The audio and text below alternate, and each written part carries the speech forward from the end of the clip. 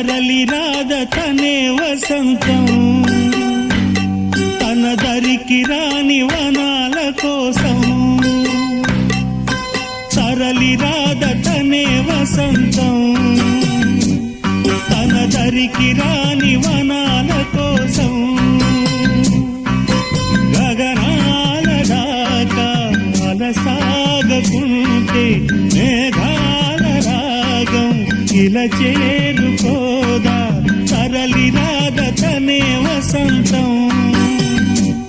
తన దరికి రాని వనాల కోసం